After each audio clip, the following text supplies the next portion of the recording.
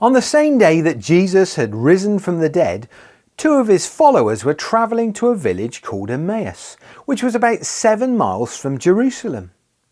As they were walking along, they discussed all the things that had happened over the past few days. As they walked and talked, Jesus himself drew near and walked along with them. They saw him, but somehow they didn't recognise him. Jesus said to them, "What are you talking about as you walk along?" They stood still with sad faces, and one of them asked him, "Are you the only visitor in Jerusalem who doesn't know the terrible things that have been happening there these last few days?" "What things?" he asked. "The things that happened to Jesus of Nazareth," they answered.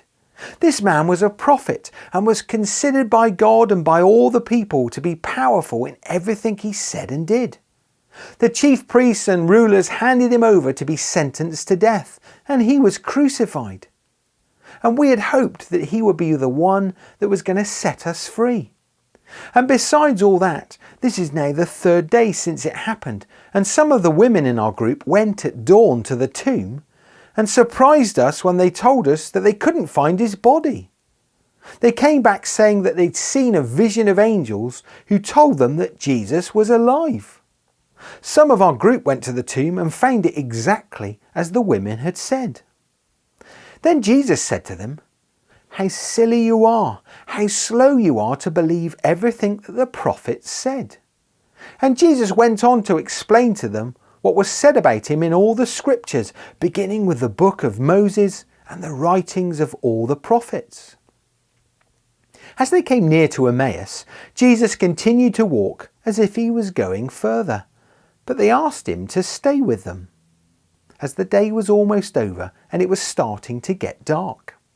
So he went in to stay with them, and when they sat down to eat together, he took the bread, gave thanks, broke it, and began to give it to them. Then their eyes were opened, and they recognized that it was Jesus, but he disappeared from their sight.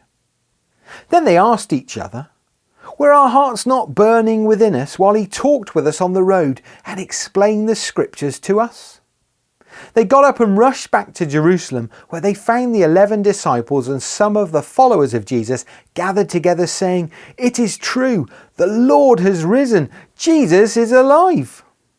Then they told the disciples what had happened on the way to Emmaus and how they had only recognized Jesus when he broke the bread.